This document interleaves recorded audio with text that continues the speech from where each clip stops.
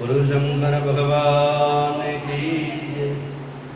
कहते हैं आम जनमानुष को तो इतना ज्ञान होता है, जब पंचभौतिक शरीर भगवान परमात्मा देता है जिसको, उसको तो इतना ज्ञान होता ही है, उसको तो हर प्रकार के विषय भोग का पता होता है, और उसको जाना कहाँ पर है, सारी पढ़ने की पावर उसके अंदर है, सुनने की पावर उसको अंदर है, और अच्छा और बुरा क्या होता है, यश और अपयश क्या होता है, मान और सम्मान क्या होता है, तो सारी बातें उसको पता होता है। इसलिए वो जान बूझ करके उस परम तत्व को प्राप्त नहीं करता। इसलिए वो सबसे निकृष्ट जीव होता है, जो मानुष का चोला लेकर भी अपनी अंत समय को नहीं सुधार पाता। इसलिए हे नारद जी, जीव को भरसक प्रयास करना चाहिए कि अंत समय तक उनसे परमात्मा के चरणों में लगा ले और अपना अंत सुधार ले। कहते हैं इसे ही ज्ञान कहते हैं नारद जी, ये सच्चा ज्ञान है। जिसको ये ज्ञान प्राप्त हो जाए कि अब मेरी चौथी अवस्था हो गई है, अब मेरे ऊपर जो है भगवान की कृपा हो गई है, अब मुझे यहाँ से जाना ही जाना है, इसलिए ये एक किसी मंत्र का सहारा लो, ओम नमः शिवाय मंत्र का, ओम नमो भगवते वासुदेव का मंत्र का सहारा लेकर के और अपनी जो है चौथी अवस्था को सुधार लेना चाहिए। गुरु शंकर भगवान की। ऐसे इस प्रकार से हे नारद जी, ये ज्ञान का निरूपण बताया गया। ये सच्चा ज्ञान यही है कि उस परमात्मा के चरणों में अपने आप को समर्पित कर दो और उस परमात्मा को अपना मान लो और परमात्मा को ये कह दो, हे परमपिता परमात्मा, मैं आपका हूँ, आप हमारे हैं। बस इतना ही बोलना, ज्यादा बोलने की आवश्यकता भी नहीं है। गुरु शंकर भगवान की। इस प्रकार से शिव महापुराण के अंदर की जो कथाएं थी, ये महापुराण की अभी तक की चली हुई कथाएं भगवान रुद्र के निमित्त थी, भगवान शंकर के निमित्त थी। अब जो है उमा संहिता नाम का प्रकरण चलता है, उमा में माता पार्वती के नाम की कथाएं आती हैं। गुरु शंकर भगवान की जय। अब इस प्रकार से नारद जी कहते महाराज, हे पितामह, कहते एक उपमन्यु नाम के बहुत श्रेष्ठ ब्राह्मण हुए, और वो ब्राह्मण ऐसे वैसे नहीं थे, साक्षात में देवादिदेव महादेव के समान शक्तिशाली थे, और महादेव का रात दिन भजन और पूजन करते थे। वो कहते हैं उस उपमन्यु ब्राह्मण से भगवान श्री कृष्ण को भी काम पड़ा। क्या ये सही बात है? कहते हाँ नारद, यही बात है। महाराज क्या काम पड़ा, किसलिए पड़ा, कब पड़ा? और उस उपमन्यु नाम के ब्राह्मण ने भगवान श्री कृष्ण जी को क्या आशीर्वाद दिया, क्या उनको आदेश दिया, वो सारी कथा सुनने की हमारी इच्छा है। कहते नारद जी, ये उस समय की बात है जब द्वारकाधीश भगवान श्री कृष्ण द्वारकाधीश बन गए थे, शादियां हो गई थी, और शादी होकर के बहुत समय निकल गया, बहुत समय व्यतीत हो गया, और कहते हैं भगवान श्री कृष्ण की द्वारका नगरी के अंदर एक भी संतान सुख की प्राप्ति नहीं हो पा रही थी। ऋषियों के द्वारा, संतों के द्वारा, ब्राह्मणों के द्वारा अनेकों प्रकार के उपाय करवाए गए, लेकिन फिर भी कहीं न कहीं अभाव रहा संतति का। किसी ने कहा कि देवादिदेव महादेव के परम भक्त है ब्राह्मण, जिनका नाम उपमन्यु है, उपमन्यु नाम के ब्राह्मण है, और वो भगवान भोले बाबा के कैलाश मानसरोवर हिमालय की तलहटी में भ्रमण करते हैं, वही उनका निवास है, और सदा सदा वो शिव का पूजन करते हैं। इसलिए हे द्वारकाधीश, आप भी उनकी शरण करो, और वो ब्राह्मण जो उपाय बताएंगे वो श्रेष्ठ उपाय होगा, इसलिए द्वारकाधीश आप वहां पर पहुंचो। कहते इस प्रकार से एक दिन भगवान श्री कृष्ण द्वारकाधीश जी अपने रथ में आरूढ़ होते हैं और आज हिमालय की तलहटी में पहुंचते हैं। उपमन्यु से वार्तालाप होती है और उपमन्यु उनको सारी बातें जो है समझाते हैं। अरे द्वारकाधीश, आपका आना कैसे हुआ? सारी बातें गई। महाराज, मेरे घर में किसी भी प्रकार का संतान नहीं है, यदि आप ब्राह्मणों की कृपा हो जाए तो मेरे घर के अंदर जो है लल्ला लल्ली हो जाए। भगवान की कृपा से उपमन्यु ने आज भगवान श्री कृष्ण द्वारकाधीश जी को ओम नमः शिवाय शिव पांचाक्षरी मंत्र का और अथर्ववेद के मंत्र का जाप करने के लिए बोला और उपाय बताया। हे कृष्ण, आज से कठोर तप करो और देवादिदेव महादेव का पार्थिव शिवलिंग का पूजन करो, और महादेव की कृपा होगी तो आपके ऊपर महादेव की कृपा हो जाएगी, और महादेव कृपा से आपके घर के अंदर अनेकों प्रकार अनेकों संस्कृतियों का सुख प्राप्त होगा, अनेकों बाल गोपाल आपके घर के अंदर उत्सव होगा, जन्म होंगे। इस प्रकार से कहते हैं उपमन्यु के द्वारा बताए गए अनेकों उपाय भगवान श्री कृष्ण ने कठोर तप के माध्यम से प्राप्त किए। गुरु शंकर भगवान की। श्री कृष्ण भगवान जी पूछते हैं, हे उपमन्यु, भगवान शिव का महात्म्य क्या है? भगवान को, शिव को इतना बड़ा क्यों माना जाता है? कहते महाराज, आप द्वारकाधीश हो और हम रात दिन हरि का सुमरन करते हैं, रात दिन देवा महादेव का पूजन ही करते हैं, और महादेव के पूजन का विशेष महत्व तो यही है जो श्रद्धा और भाव से, किसी भी भाव से और जिसकी जैसी इच्छा हो, जिस भाव से जीव महादेव का पार्थिव शिवलिंग का, महादेव के शिवलिंग का पूजन करता है, उसको अंत समय में उसको उस फल की प्राप्ति हो जाती है। इसमें किसी भी प्रकार का संशय नहीं है। इसलिए आप निश्चित होकर के भगवान का पूजन करो।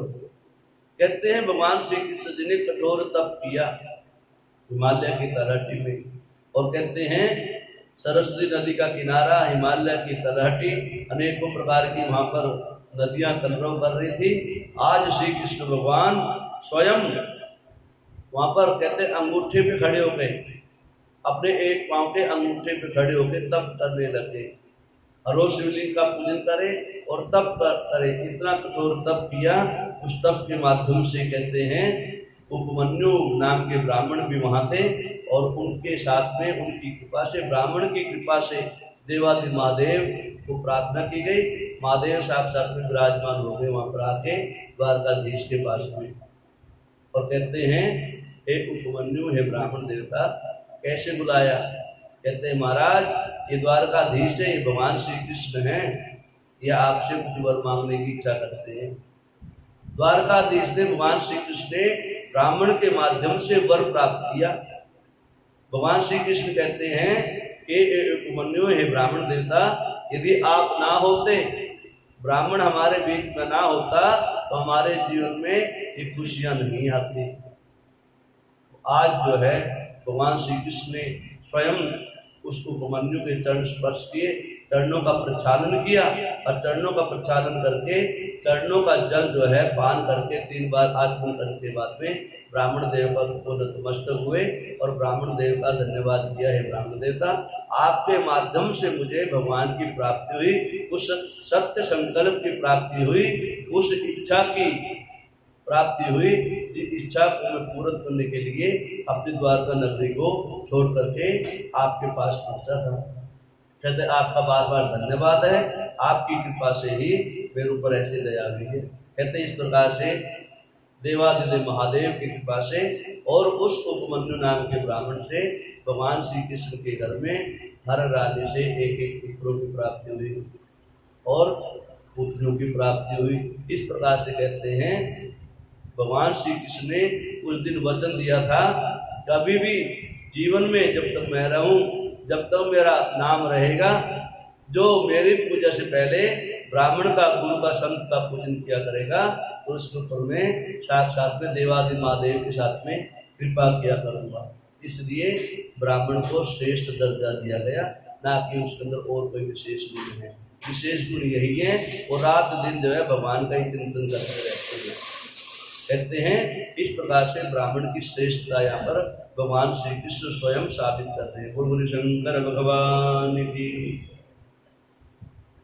नारद जी कहते महाराज, हमने सुना है, आपने अनेकों कथा सुनाई, किस प्रकार से कैसे कैसे पातकी लोग, कैसे कैसे पापी लोग इस संसार में, इस पृथ्वी पर आते हैं और भगवान उनके ऊपर दया करते हैं। महाराज, पातक क्या होता है, पाप की जीव कैसे होते हैं, पाप क्या होता है, इसके विषय में थोड़ा थोड़ा प्रकाश आप हमारे ऊपर डालें। कौन सा पाप होता है? जैसे मैंने बताया था आर्द्र और शुष्क 2 प्रकार के पाप होते हैं। कहते महाराज उन पापों की कितनी पापों की संख्या है और कौन से पाप होते हैं। नारद जी को कहते ब्रह्मा जी, मनसा वाचा कर्मा के माध्यम से जो भी शुभ कर्म शुभता की तरफ जाते हैं और अशुभ भाव पाप कर्म की तरफ प्रविष्ट हो जाते हैं। आपने बैठे हुए, चलते हुए, खाते हुए, सोते हुए, वाणी से किसी भी प्रकार का अपने हृदय में कुभाव जागृत कर लिया, किसी के प्रति द्वेष भाव जागृत कर लिया और किसी का गलत करने का मन में विचार कर लिया, वो सारी बातें पाप संज्ञा की होती हैं, अर्थात तो सारे पाप ही होते हैं। कहते महाराज महापाप कहते छोटे छोटे पाप हैं, मच्छर काट रहा है उसको मार दिया, है तो पाप वो, लेकिन आत्मरक्षा के लिए यदि करना पड़ गया तो उसका दोष उतना नहीं होता। कुत्ता काटने के लिए चल पड़े, काट ले, कुत्ते को प्रताड़ित करने का पाप नहीं होता, लेकिन पाप की संज्ञा भी है, वो भी दोष तो उसका भी लगेगा। जब काट ही चुका तो उसको ईंट मारने की आवश्यकता, काट ही चुका तो इंजेक्शन लगवाओ बस, उसी टांग तोड़ने की आवश्यकता नहीं है। तो ये अब उसको आप, उसने तो आपको प्रताड़ित कर दिया, वो तो पशु बुद्धि है, लेकिन आप अपनी क्यों पशु बुद्धि कर रहे हो, फिर आपने उसकी टांग क्यों तोड़ी है, तो ये भी पाप संज्ञक है। आत्मरक्षा के किया गया भी, कई बार आत्मरक्षा का किया गया कर्म भी पाप की श्रेणी में आ जाता है। क्या महाराज फिर महापाप कौन कौन से होते हैं, क्या महापाप की स्थिति बताते हैं, महापाप कौन कौन से होते हैं। कहते हैं कथा चल रही हो, कीर्तन चल रहा हो, संकीर्तन चल रहा हो, भजन चल रहा हो, संध्या चल रही हो, उसमें से आने को जो किसी को रोकता है वो महापापी है। और वहां पर जाकर के, कथा में जाकर के किसी का धन हरण करना, देव की मूर्ति से ऊपर से पैसे चुराना, वहां से अन्य कोई वस्तु चुराना और किसी का पैसा चुराना, ये भी महापाप है। और उस सत्संग में बैठ करके किसी जीव के प्रति कुभाव जागृत करना, ये भी महापाप है। ब्राह्मण के धन की चोरी करना, वेद की पुस्तकों की चोरी करना, गीता, रामायण, भागवत, 18 पुराण, 6 शास्त्र, श्रुति और स्मृतियों की चोरी करना भी महापाप है। और भ्रूण हत्या करना, कन्या को सताना, कन्या को मारना, गौ को प्रताड़ित करना, गौ को मारना, ये भी महापाप है। ब्राह्मण के धन का हरण करना, ब्राह्मण को गाली देना, ब्राह्मण को मारना, ब्राह्मण को प्रताड़ित करना, ये भी महापाप है। हे नारद जी, इन पापों को टाला नहीं जा सकता किसी भी माध्यम से। महाराज फिर कहते वो महापाप की जीव रो नरकों में जाता है। अनेकों प्रकार के तुम्बी पाक आदि नरक बनाए गए हैं, उन नरकों में जाना ही जाना है, उसके जाने को कोई रोक नहीं सकता। साक्षात में मैं स्वयं विष्णु शंकर स्वयं आ जाए तो वो भी उस जीव को वहां से बचाएगा नहीं, जब तक वो नरकों की यातना नहीं करके आ जाएगा। ये महापाप बताए गए। किसी के धन का हरण करना, किसी के अन्न का चोरी करना, किसी के जल की चोरी करना, किसी के वस्त्र की चोरी करना, किसी के भोजन की चोरी करना, ये भी महापाप बताए गए। प्यास लगी हो, भूख लगी हो, भोजन कर लो, प्यास मिटा लो, लेकिन किसी का भरा हुआ कलश उठा के ले जाना, चुरा ले जाना, ये महापाप है। महाराज इनका कोई उपाय नहीं बचने का, ये तो आपको भोगना ही पड़ेगा। इस पाप का फल तो आपके जीवन में आपको भोगना ही पड़ेगा। और भोगना नहीं पड़ेगा महाराज, उसको अगला जन्म कैसे मिलेगा? कहते हैं वो नीच योनि में पैदा होगा, नीच घर में पैदा होगा, नीच जाति में पैदा होगा, नीच कुल में पैदा होगा, उसके जीवन में हर प्रकार का अभाव रहेगा। धन का भी अभाव, तन का भी अभाव, मन का भी अभाव, हर प्रकार से अभाव रहेगा उसके जीवन में, और अंत समय तक वो अभाव में ही रहता जीता रहेगा। और महाराज कहते हैं जीव हत्या करना, पाप कर्म करना, बुरे कर्म करना, बुरे की संगति करना, बुरे के विचारों में विचार मिलाना, संगति, बुरे के बुरे में हाँ मिलाना, ये भी महापाप है नारद जी। तो महाराज इससे बचने उपाय, कोई उपाय नहीं। जितने भी रोरोवादी नरक बताए गए हैं उनका भोग करना पड़ेगा, उनमें जाना ही पड़ेगा, उनका कोई उपाय ही नहीं है महाराज। और गौ हत्या करने का महापाप बताया गया। गुरु के प्रति कुभाव जागृत करना, गुरु पत्नी के प्रति कुभाव जागृत करना, ब्राह्मण की बेटी, ब्राह्मण की स्त्री, ब्राह्मण का बच्चे के प्रति कुभाव जागृत करना, ये भी महारोरक नरकों में ले जाने वाला होता है। अपने से श्रेष्ठ जीव के प्रति, अपने से बड़े जीव के प्रति, कोई भी हो आयु में,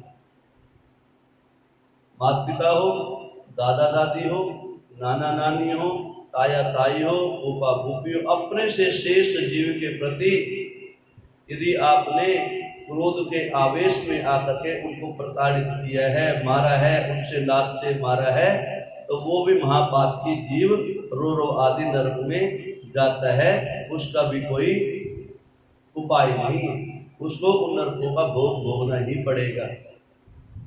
जय महाराज बचा कौन? अरे अभी तो कुछ भी नहीं, अब तो सारे बचे हुए हैं। कहते तो महापाप बताए गए, इनका तो उपाय ही नहीं है। कहते जीव पत्नी कैसे कैसे जो है उपाय करता है, कैसे कैसे पाप कर्म करता है। कह नारद जी 7 कोठों के अंदर बैठ करके, बड़ी सी हवेली हो, बड़े बड़े दरवाजे हो, और 7 कोठे के अंदर बैठा हो जीव, यदि वहां पर बैठा हुआ जीव किसी के प्रति प्लानी बनाता है, कुभाव जागृत करता है, उसको मारने की, उसका पैसा उठाने की, उसको धमकाने की, या उसको मारने की, उसको विष देने की, कष्ट देने की यदि भावना जागृत करता है, तो कहते हैं नारद जी वो भी महापाप के जीव की सारी बातें उसकी सुनी जाती है, सुन जाती है दूतों को, यमराज के दूतों को, और चित्रगुप्त तो सारी बातें लिखवा देते हैं महाराज ऐसी ऐसी प्लानिंग बनाई जा रही है। और कहते हैं गौ से, ब्राह्मण से, संत से, कन्या से, माता पिता से, सास ससुर, दादा दादी और पति, इनसे तो कभी भी जानबूझ के विरोध करना ही नहीं चाहिए, नहीं तो महारोलों में जाना पड़ेगा। इसका कोई उपाय नहीं है।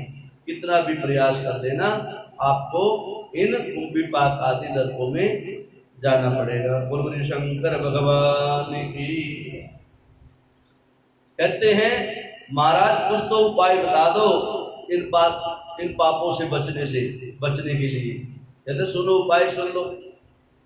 जो सच्चे दिल से, सच्चे मन से, सच्चे हृदय से पवित्रता धारण करके, शुद्ध भावना धारण करके यदि पश्चाताप कर ले, भगवान के सामने आके नतमस्तक हो जाए, या जिसके प्रति कुभाव जागृत हुआ है उसके सामने आके सच्चे मन से और महादेव की सौगंध खाके, महादेव का हाथ लगा के, महादेव की सौगंध खाके, और महादेव को कहते महादेव मेरे से जो है ये पाप हो गया है, मैं पश्चाताप की अग्नि में जल रहा हूँ, मेरे पापों का शमन कर दो।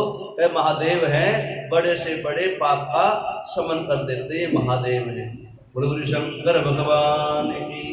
कहते जीव से जीवन में अनेकों प्रकार के पाप होते रहते हैं नारद, जाने में अनजाने में अनेकों पाप हो जाते हैं। इसके सबसे सरल उपाय एक ही है, देवादिदेव महादेव की शरणागति कर लो, और इनकी शरणागति हर प्रकार के पाप के बंधन से मुक्त कर देती है। गुरु शंकर भगवान की।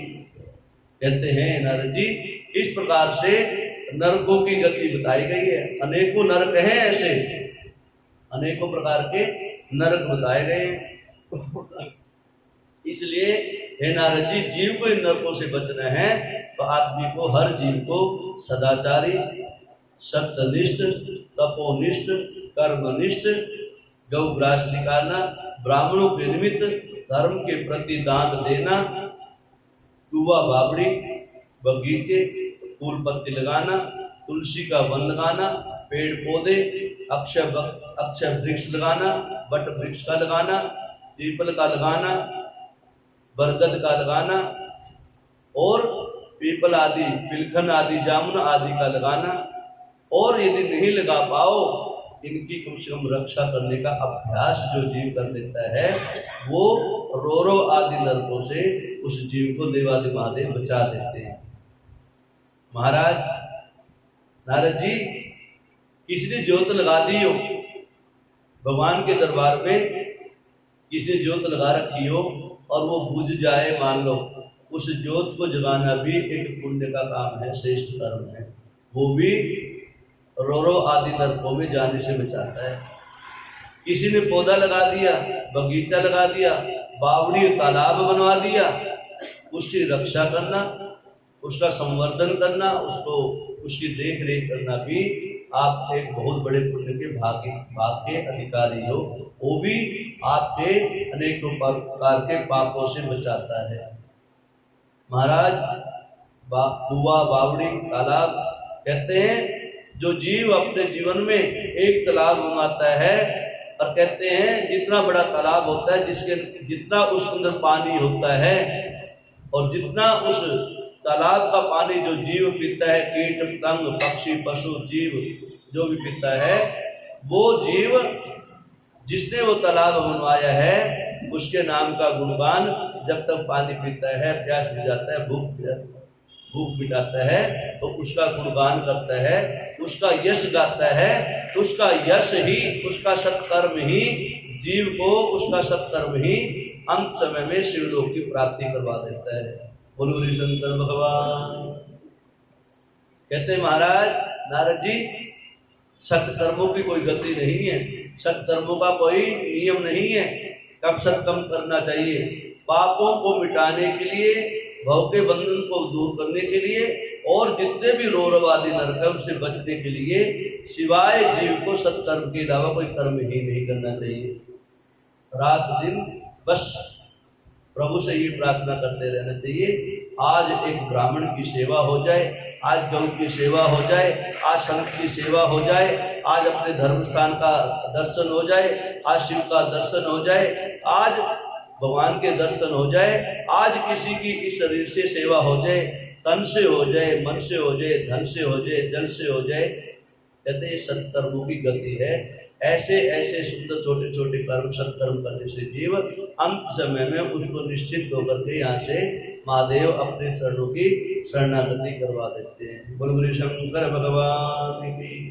इस प्रकार से कहते हैं नारद जी, अनेकों प्रकार के नरक हैं, अनेकों प्रकार के पाप हैं, छोटे पाप हैं, बड़े पाप हैं, महापाप हैं। इसलिए जीव को इनके विषय में अच्छी तरह जान लेना चाहिए, पढ़ लेना चाहिए, सुन लेना चाहिए। महाराज कथा सुनने का महत्व क्या होता है, और कथा सुनाने वाले को कैसी कथा सुनानी चाहिए, व्यासपीठ पे से कैसे शब्दों का प्रयोग करना चाहिए, नारद जी वो भी सुनो। कहते एक सदगृहस्थी जीव को पता लग जाए आसपास में कोई कीर्तन, कोई संकीर्तन, कोई कथा चल रही है, तो ज्यादा से ज्यादा समय निकाल करके उस कथा का रसपान करना चाहिए। और जब रसपान करने लग जाए, व्यासपीठ पे भी कैसी भी कथा चल रही हो, व्यासपीठ की तरफ कहते हैं एक टकटकी लगा के देखते रहना चाहिए, कौन सा शब्द आ जाए,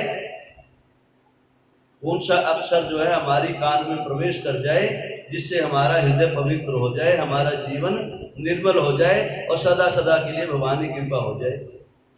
महाराज व्यास जी की क्या पहचान है? कथा करते हो, शास्त्रों की कथा आपको पूरी सुनाए और शास्त्रों का सार भी समझाए, और भौतिकवाद में क्या चल रहा है उस कथा को उस भौतिकवाद के ऊपर चढ़ा करके मिला करके मलाई की तरह लपेट करके आपको पिला दे, आपको समझा दे। और यदि समझाते समझाते आवेश भी आ जाए, ऐसा भाव भी प्रकट हो जाए, उसको झुकना भी पड़ जाए और आवेश आ जाए, दोनों काम होती है। ऐसी कथा आ जाती है, कई बार तो अश्रुपात होते हैं और कई बार कथा ऐसी होती है यदि व्यास पीठ से समझाना पड़ जाए तो उसको जिस शब्दों का प्रयोग करना पड़े वो कर सकते हैं, कर देना चाहिए। यदि व्यास पीठ से उन शब्द का प्रयोग नहीं हुआ तो उनको कहीं भी उन शब्द मिलेंगे ही नहीं। व्यास पीठ ही कहते हैं त्रिलोकी के ब्रह्मांड के अंदर सबसे सर्वश्रेष्ठ यदि पीठ है तो व्यास पीठ है। यदि आपको कहीं से मिल सकता है ज्ञान तो आपको व्यास पीठ से मिल सकता है, वरना आप कहीं ज्ञान ले ही नहीं सकते। हे नारद जी, व्यास पीठ की वो पराकाष्ठा है कि आदमी को यदि प्रताड़ित भी करना पड़ जाए वहां से, यदि जीव को सुधारना है, व्यास पीठ से सारे शब्दों का चयन करके निकालो जो हृदय में जाके टक्कर मार दे, लग जाए। लगाना ही तो है बस, शब्दों को लगा दे बस। और जब लगे ऐसा, फिर उस कथा को रोचक बना के उसको बड़े प्यार से फिर वहीं पर समझा दे। ये व्यासपीठ की कथा बताए, ये व्यासपीठ की मर्यादा बताई। कहते हैं डॉक्टर, गुरु, वैद्य और सचिव, सुंदरकांड के अंदर दो है वो, सचिव वैद्य गुरु तीन जो, हाँ 49वां दोहा है सुंदरकांड का ये। सचिव वैद्य गुरु तीन जो, प्रिय बोले भय आश, राज धर्म तन तीन करी, हो यही बेग ही नाश। नारद जी, जो कंपनी चलाता है, फर्म चला रहा है, फैक्ट्री चला रहा है, घर बार चलवा रहा है, जो सी होता है जिसको सचिव बोला जाता है, सलाहकार, एक तो वो, और एक गुरु, पंडित जी, महाराज जी, संत, और एक वैद्य। वैद्य मतलब डॉक्टर, पहले वैद्य होकर थे, डॉक्टर MBBS करने लगे, पता नहीं क्या क्या हो गया। पहले वैद्य होते थे, कुंडी छोटे में रगड़ते थे, ले बेटा ले जाए, 5 पुड़िया सुबह की, 5 पुड़िया शाम की, 2 पुड़िया सोने के बाद की। बोलो शंकर भगवान की। हाँ, और क्या, उठा के खिलाना पड़ता, दादी उठ। कहते हैं सचिव वैद्य गुरु तीन, इन तीन से जिस दिन आपको विपरीत ग्रह आ जाए, कईयों की इच्छाएं होती हैं, कहते चलो आज गुरु जी से मिल के आते हैं, और ले भी आते हैं, प्रसाद भी अच्छा ले आते हैं। और गुरु भी फिर बताया था मैंने, गुरु भी कौन सा होता है, गुरु बनाओ जानकर, पानी पियो छानकर। निराई गुरु नहीं होना चाहिए, गुरु होना चाहिए, गुरु नहीं होना चाहिए, गुरु होना चाहिए। वैद्य भी वही होना चाहिए जो सदा हो, और सचिव वही होना चाहिए जिसके पास में कुछ अभ्यास हो, कुछ हो उसके पल्ले। बहुत से कहते महाराज अच्छी अच्छी बातें बताना, जनपद दिखाने के लिए आ जाते हैं बहुत से, महाराज जी अच्छी अच्छी बातें बताओ। अच्छी बातें मैं क्या बताऊंगा, घर में बैठे बैठे टीवी देखते रहे ना, जनपद खोल लेता, कल मेरी 1 करोड़ की लॉटरी निकलेगी, अगला पन्ना पूरा, परसों मेरी 2 करोड़ की निकल जाएगी। फिर पड़ोसी चिल्लाने लग जाओ, भैया मैंने जनपत्र देखी 5 करोड़ की लॉटरी लग रही। अच्छी अच्छी बातें अपने घर में बना लो बैठ के, गुरु जी के पास आने की क्या जरूरत है। कभी गए कोई डॉक्टर के पास बिना बीमारी लेके, कोई वैसे गए महाराज जी डॉक्टर के पास पहुंचे, कोई डॉक्टर साहब लो 1500 रुपये फीस ले लो, तेरे किस लिए, क्या पैसे वैसे पेट चेक कर दो। आज तो बता दो कोई गया हो। पंडित जी के पास भी कोई इतनी जल्दी नहीं आते, महाराज देखना मेरी जनपत्री बस ठीक हूं, बस आप कृपा कर दो, पाठ कर दो मेरे, कोई बता दो किसने का पाठ करवाए हो। कोई नहीं आता। जिसके पेट में गुड़गुड़ शुरू हो जाए, पेट बिल्कुल खराब हो जाए, वही डॉक्टर के पास में पहुंचता है, और डॉक्टर जिसका इलाज नहीं करता उसका इलाज गुरु जी करते, उसका इलाज पंडित जी करते। बोलो शंकर भगवान की। तो इन तीनों के विषय बताया गया, इनसे जो है अच्छी बातें सुनने का भाव में जागृत किया करो। सारे दिन भी हर रोज ही अच्छी अच्छी बातें बता रहे, जब शनि महाराज की 7.5 डले तो चलेगी तो बताना पड़ेगा 7.5 हो गई। और महाराज कैसी होगी, टांग भी टूट सकती है, सर भी फूट सकता है। ओहो पत्री क्या बता दी, टांग टूट जाएगी, हमने थोड़े बता दिया। जो जनपत्री ग्रह चल रहे हो तुम जनपत्री लेके आए तो हमने बता दिया। अब सावधानी की पूछना चाहिए, महाराज सावधानी क्या करनी चाहिए। भोले बाबा का पूजन करना, शनि महाराज की ज्योत लगाना, संध्या के समय में हनुमान चालीसा का पाठ करना, सुंदर पाठ के पाठ करवा लेना, पंडित जी से बुला के आसपास में पंडित जी हो, सत्यनारायण की कथा करवा लेना, ये करवा लेना, यूँ करवा लेना।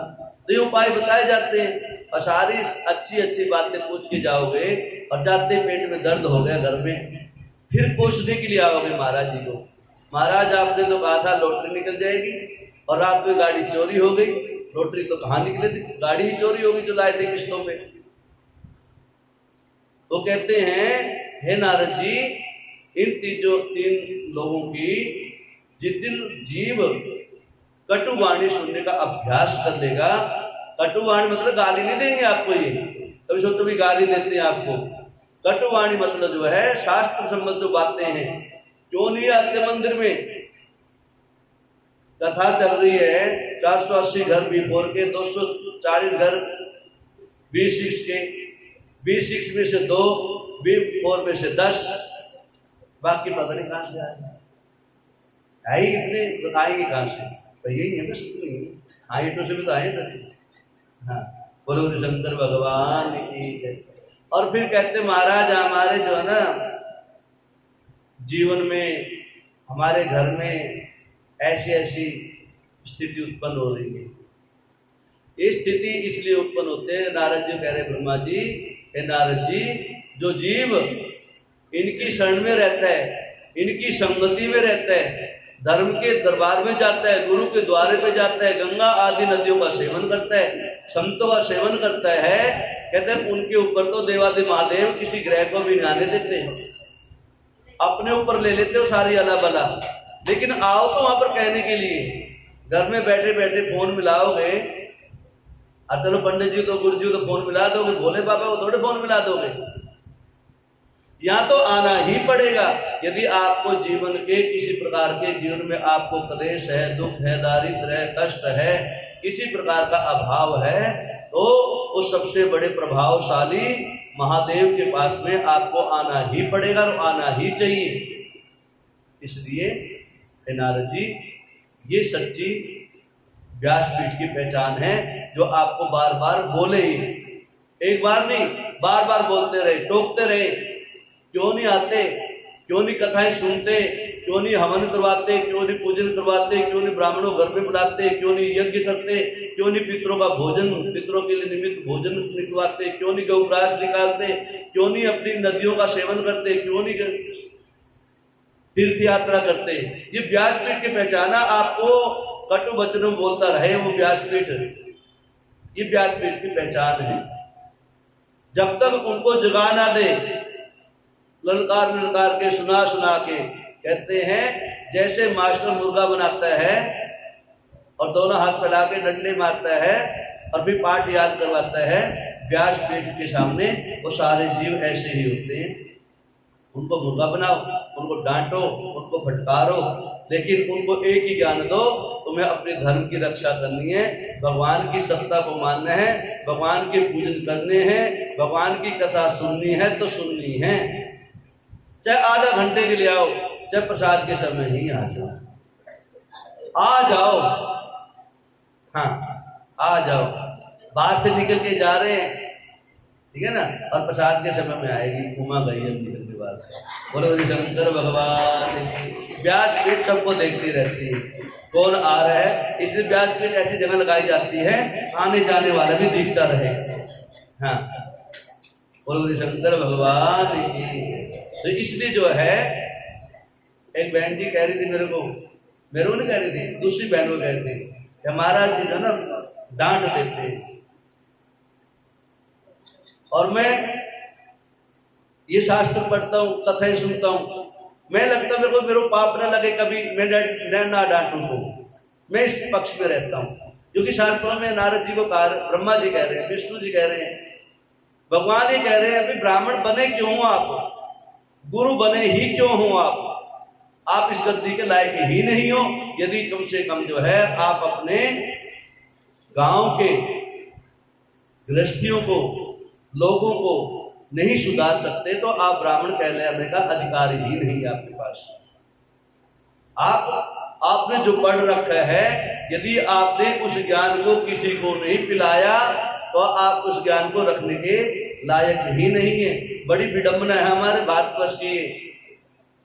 इतना ज्ञान है हमारे भारतवर्ष के अंदर, शास्त्रों के अंदर इतना ज्ञान है, यदि केवल शास्त्रों की बातों के ऊपर चलने लग जाए और अपनी गृहस्थी को चलाने लग जाए, मेरे हिसाब से 80% हमारे जीवन के जो दुख है ना वो बिल्कुल चट खत्म हो जाए। ठीक है, जो बोया है तो काटना पड़ेगा, लेकिन उस काटते समय जो दुख सहना पड़ रहा है ना, वो दुख सहने की हमारे अंदर शक्ति जो है शास्त्र देते हैं, कथाएं देते हैं। आयु सबकी जरूरी है, हजारों वर्ष की हो, 100 वर्ष की हो, नहीं, दुख ना आए ऐसा भी कोई जीव नहीं है। जिस व्यास पीठ से आपको कथा सुनाई जा रही है, उस व्यास को भी पेट में दर्द होता है, उसको भी भूख और प्यास लगती है, उसको भी सारी बातों में निपटना पड़ता है। लेकिन जिसको पता है बाढ़ आई है और बाढ़ में बहना पड़ेगा, जिसने सीख लिया कि बाढ़ में बहना पड़ सकता है, इससे पहले है तैरना सीख लो। तैरना तो सीख लो। महाराज जी क्यों तैरना सीखे? हम तो कभी स्विमिंग पूल में जाते नहीं, हम तो 5वीं मंजिल पे रहते हैं। अरे भैया, किसी दिन वो धराशायी होगी पूरी मंजिल और बाढ़ आई हो तो कहां बचोगे? तो तैरना तो आना ही चाहिए। इसलिए शास्त्र जो है हमें इस भाव से तैरने की मर्यादा सिखाते हैं, कर्म सिखाते हैं। इस भाव में रहते हुए, यहाँ रहते हुए भी हमें कैसे तैर के जाना चाहिए, कैसे पार होना है। और वहां पार होने के लिए एक ही नाम आया है, एक ही मंत्र है, जिसका नाम है ओम नमः शिवाय। बोलो शंकर भगवान। ओम नमः शिवाय, हरि ओम नमः शिवाय, हरि ओम नमः शिवाय, हरि ओम नमः शिवाय, हरि ओम नमः शिवाय, हरि ओम नमः शिवाय, हरि ओम नमः शिवाय, हरि ओम नमः शिवाय। बोलो शंकर भगवान की जय।